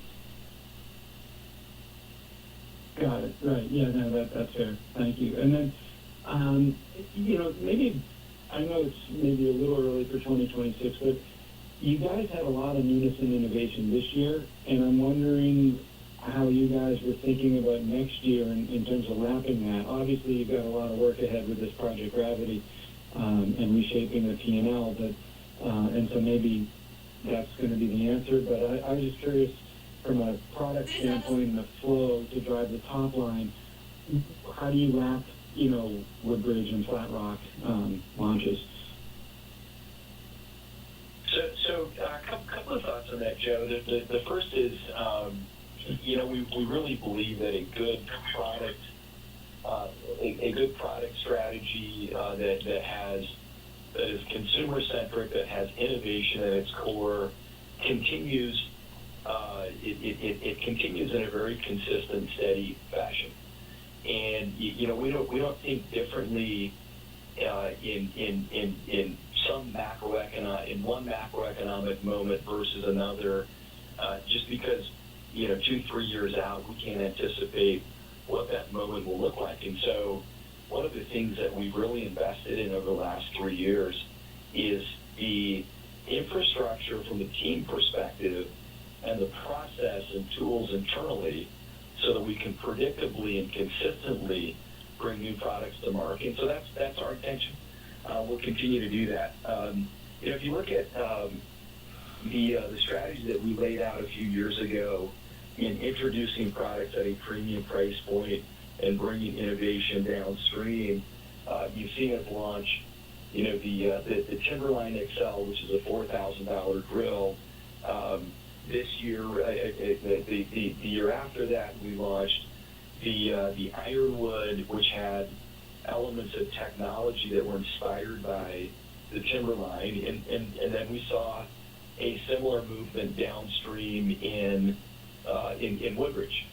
And so we will continue to do that. The focus will always be on our core wood pellet grill experience. We think that's really what drives our consumer and the community, and we've done some, we've invested in accessories to enable that, to make that experience better. We have done a little bit of work in adjacent categories with the Flat Rock 3-zone and 2-zone products. But the wood pellet grill is the center of our universe, and we will continue that process to bring value downstream. And then, as is, I think the circle of life and product development will then go back upstream, launch new innovation, and bring it downstream. So, we're going to continue that process, and we believe that over time the consumer will see Traeger as the innovator, as always being fresh in its product portfolio, and that is an important foundation to our business. Gotcha. Thanks. Good luck with this next quarter, Vince. Thanks. Thanks, Joe. Thank you. As a final reminder, if you'd like to ask a question on today's call, please dial star followed by 1 on your telephone keypad. We will pause briefly to allow any final questions to be registered.